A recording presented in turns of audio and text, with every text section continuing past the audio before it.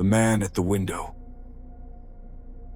This all started when I was around 6 or 7 years old. The exact age escapes me now, but I remember it started during those years when your dreams still feel as real as your waking life. It wasn't just a nightmare. It was something that returned, again and again, like a secret trying to break through the cracks of memory. The first time I had the dream, I didn't know it was a dream at all. It began with me lying in bed, only not from my own eyes. I was looking at myself from above, as if I had turned into a camera mounted on the ceiling. The dream had this sterile, distant feeling to it, like watching surveillance footage of your own life.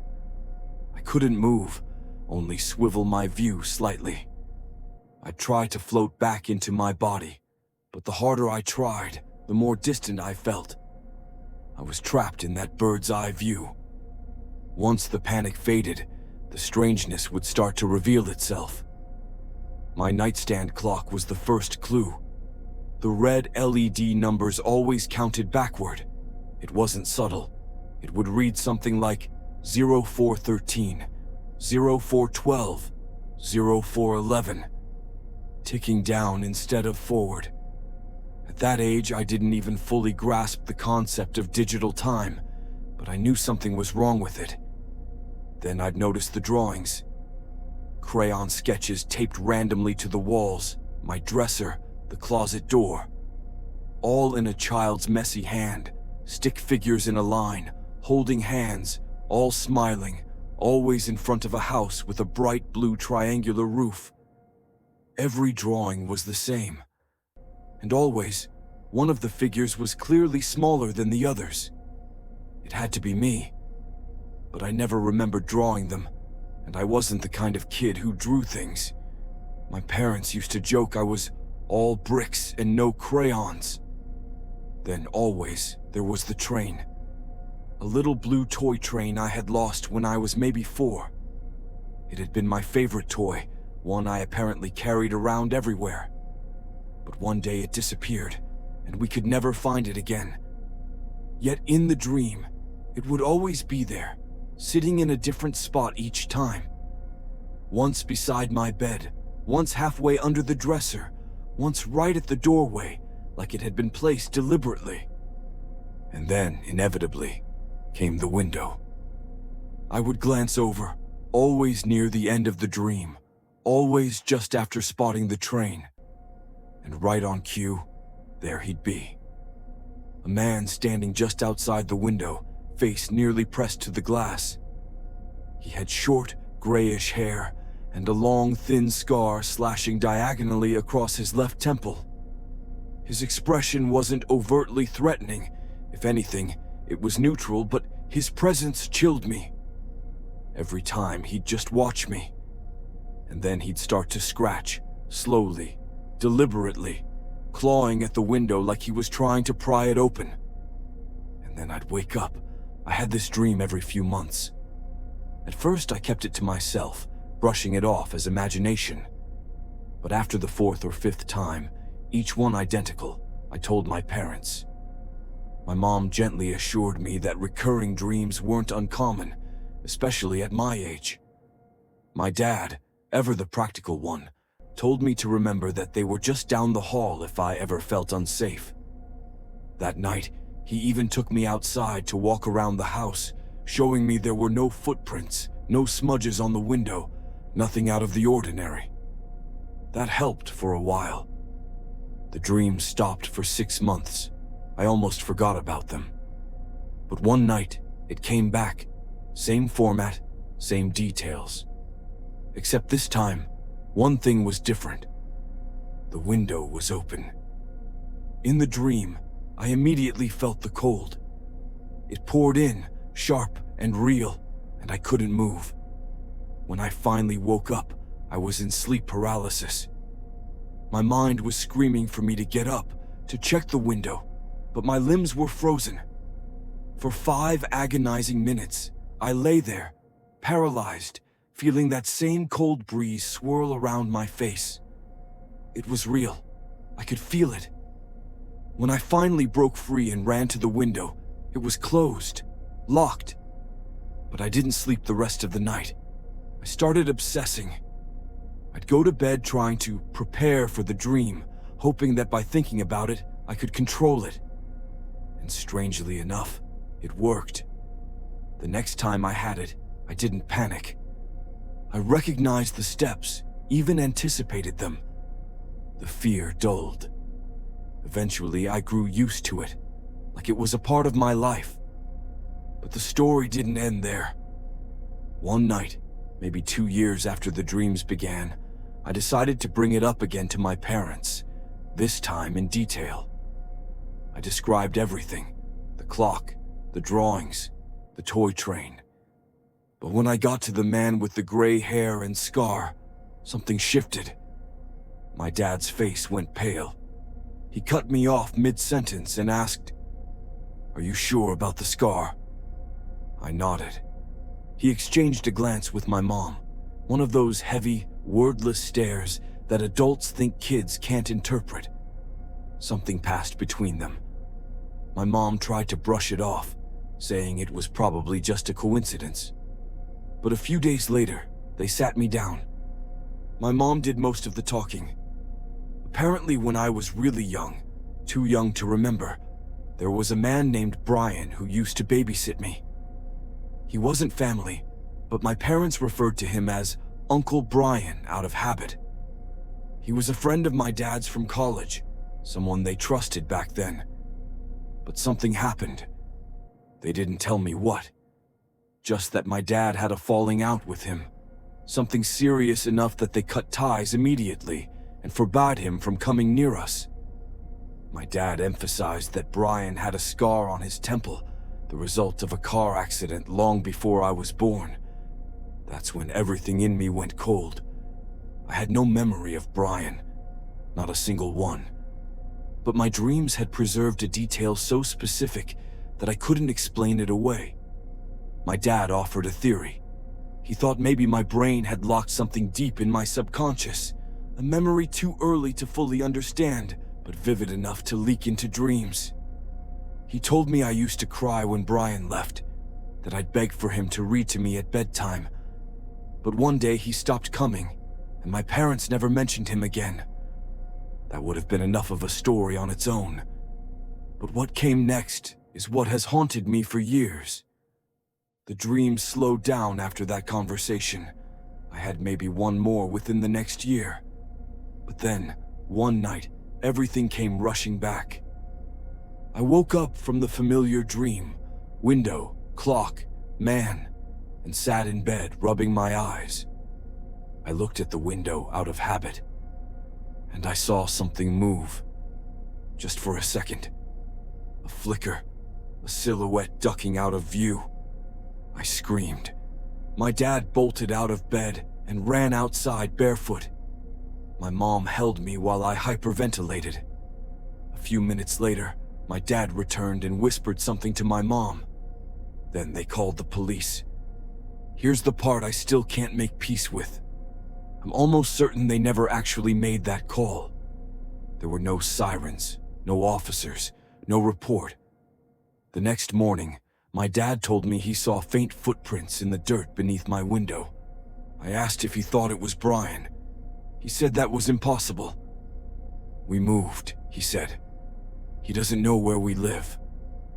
But I wasn't convinced, and neither was he. I never had the dream again after that night. Not once. It was as if something had reached a conclusion, like the final page of a book that I never agreed to read in the first place. Even now, years later, I wonder, was it really Brian? Had he been out there all along, watching, waiting? Or was it all in my head? I can't say for sure which answer scares me more.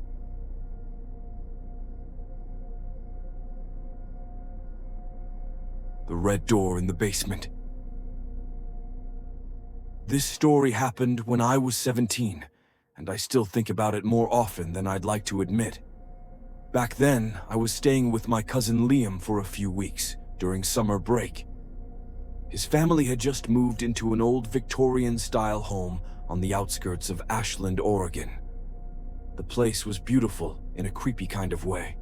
Lots of polished wood, tall windows, narrow staircases, and that constant creaking sound that old houses seem to produce no matter what. I didn't mind though. I was used to strange environments. My parents moved a lot because of work, so crashing at a relative's house felt like a nice break. Everything was going fine for the first week, until I started having the dream. It always started in the same way. I'd find myself standing at the top of a narrow, spiraling staircase I didn't recognize. The walls around me would be dark gray, almost pulsing like they were alive. At the bottom of the stairs, barely visible through the dim lighting, there was a red door. I couldn't make out any details, no handle, no keyhole, just a flat, faded red door standing in the middle of an otherwise empty wall. Even though I was dreaming, I could feel the temperature drop as I stepped down toward it. And every time I reached the last step, I'd hear the same sound. A slow, deliberate knock from behind the door. 3 times. Knock, knock, knock. And then I'd wake up. At first, I didn't think anything of it. Just a weird dream, right? But I had it again the next night. And then again the night after that. Always the same staircase, always the same door, always the same 3 knocks. I didn't mention it to anyone until the 4th night. Liam and I were in his room playing video games when I finally brought it up. "Hey, random question," I said. "Do you guys have a basement?" He looked up from the controller and gave me a weird look. "Yeah. Why?" I hesitated. "I've just been having this really messed up dream. It feels too real. Like I'm in this weird staircase, and there's a red door at the bottom and—" "Wait," he interrupted. "Red door?" I stopped talking. "Yeah. You know something?" Liam looked uncomfortable. He glanced toward the hallway before answering. "We don't go in the basement. Like, ever." That caught my attention. "Why not?" He paused, choosing his words. "It's not like there's anything wrong with it. It's just always felt weird down there. Cold. My parents say it's just insulation, but I swear it's freezing even during the day. And the light flickers no matter how many times they change the bulb." My stomach turned. "I don't even know if there's a red door down there," Liam added. "We mostly keep it locked." The next morning, while everyone was still asleep, I decided to check for myself. I crept down the stairs, found the door to the basement near the kitchen, and slowly opened it. A rush of cold air hit me as soon as I pulled it open. The light switch didn't work. I tried it 3 times, then gave up and used my phone flashlight instead. The basement was unfinished, cluttered with boxes and old furniture, but I didn't care about any of that. My eyes scanned the far wall, and there it was, a red door. It was real. I nearly dropped my phone. The exact color, the same faded paint, no visible handle, just like in the dream. I backed away, closed the basement door, and locked it. Then I went back to Liam's room and pretended I hadn't seen anything. That night, the dream came again. But this time, it didn't end after the knocking. I watched, frozen, as the red door slowly began to open. Darkness poured out like smoke, and something stepped through. It wasn't human. I don't think it ever was. It was tall, with limbs too long and thin, like someone had stretched a shadow into the shape of a man. Its face was blank, just smooth gray skin with no features. But I could feel its gaze. It started climbing the stairs toward me. I couldn't move, couldn't scream. When it reached me, it didn't attack. It just leaned in, inches from my face, and whispered something. "You let me out." I woke up drenched in sweat, shaking so badly I could barely stand. I didn't sleep the rest of the night. From then on, things got worse. I'd wake up to small noises around the house, knocks on the walls, light bulbs flickering, footsteps in the hallway when everyone was asleep. I told Liam, but he just laughed it off until it happened to him. One night, he heard knocking at his window. 3 slow knocks, exactly like the dream. But when we checked, there was no one there, and no way to reach his second-story window from outside. Eventually, I had to tell his parents. His mom brushed it off as stress, saying maybe I was just having trouble adjusting. But his dad, he reacted differently. He asked me to describe the door in detail. Then he left the room and didn't come back for a long time. When he finally returned, he was pale and quiet. He told me that when they bought the house, the red door had already been there. The previous owner had it nailed shut from the outside and refused to say why.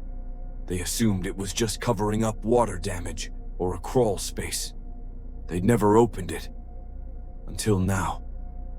That same night, I had the worst version of the dream yet. This time I wasn't looking at the door from the stairs. I was inside the room behind the red door. It was pitch black, with just enough ambient light for me to make out my surroundings. The room had no windows, no furniture, just concrete walls and a circle drawn in what looked like dried blood in the center of the floor. And in the circle, there was a figure. It was crouched facing the wall, whispering something in a language I couldn't understand. As I got closer, it turned to face me. Its eyes were completely black, wide open, and empty. Its mouth moved rapidly, too fast for speech, but I could feel the words vibrating in my skull. "Let me in. Let me in. Let me in." I screamed myself awake. That was the final straw. The next morning, I begged Liam's parents to let me go home early. They didn't ask questions. I think they knew something wasn't right. I never went back to that house. Years have passed, but I still dream about the red door. Not every night, just when things get stressful. And in every dream, the knocking starts again. Knock, knock, knock. Sometimes I dream that I open it. Sometimes I dream that it's already open. But I never know what's on the other side until I wake up.